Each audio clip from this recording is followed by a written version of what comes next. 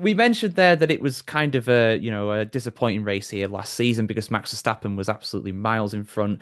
But thinking pessimistically, we could see a repeat of that this weekend, not with Max Verstappen, but with the two McLarens, particularly after Verstappen fell behind Oscar Piastri. Those two really pulled out a gap in Australia.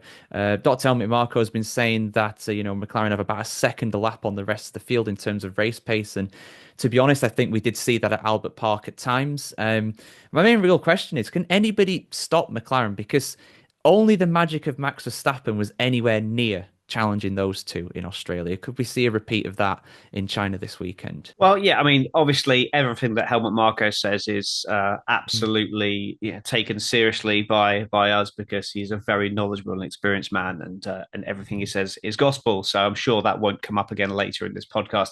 I don't think they got a second on the field, but what we saw in Bahrain testing was McLaren looking like they may have a slight edge in race pace and maybe have a difficult car, like a bit of a squirrely rear end. But history in the past has shown us that McLaren have not run well at Bahrain. They've never won in Bahrain, which is odd given their ownership status as well.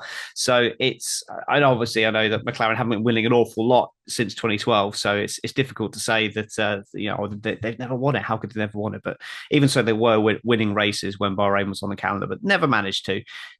And obviously, going to Australia, they had an edge in all conditions. It was if it was wet, they were fast. If it was dry, it was fast. If it was hot, they were fast. If it was cold, they were fast. So that's shown that at this track, they definitely were a cut above. But that being said, I don't think it's. I think they are definitely the favourites. They definitely do have an edge. Australia is an outlier. It's not as much of an outlier as it used to be now that they sped up some of the corners. So I think it's going to be McLaren will be the quickest car in China, but at least what we will have is we will have two incredibly determined, very evenly matched teammates. So you look back at when we had a dominant car in the past in Formula. I'm not saying McLaren is going to be dominant all season because you look ahead to round 9, we've got that tech directive coming in, which could potentially very easily just completely knock them off their perch. And it depends how competitive Red Bull are in the interim as well, and when McLaren are going to turn off the taps to 2026. So I'm not writing off the season saying it's going to be a domination, but if it is a domination and McLaren have by far the best car, don't worry, people. It's not going to be a repeat of 22, 23, 24. You only need to look back 10 years, which is not a long time ago, the start of the turbo hybrid era. The Mercedes had an incredibly dominant car.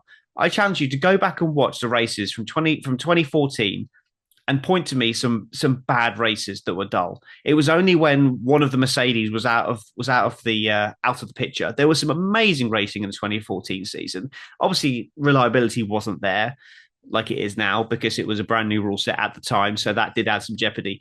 But you had the two drivers going at it, hammer and tong, Rosberg, Hamilton, all going for it all season. Went to the last race. Wouldn't have done had Bernie not introduced a stupid double points rule, but that's a different story altogether. But I don't think it's going to be like it's not a case of going to be a dull season. No one can catch McLaren, but if they do, it will still be a great season because I cannot see either of those guys giving up on this championship. So I would say that McLaren will probably be the team to beat or be edging it in front up until Spain. After Spain, who knows? And it depends. If they've got a massive lead, they might just shut off development for 2026, which means that other teams will start to catch them up as the season goes on. So I'm optimistic for the season.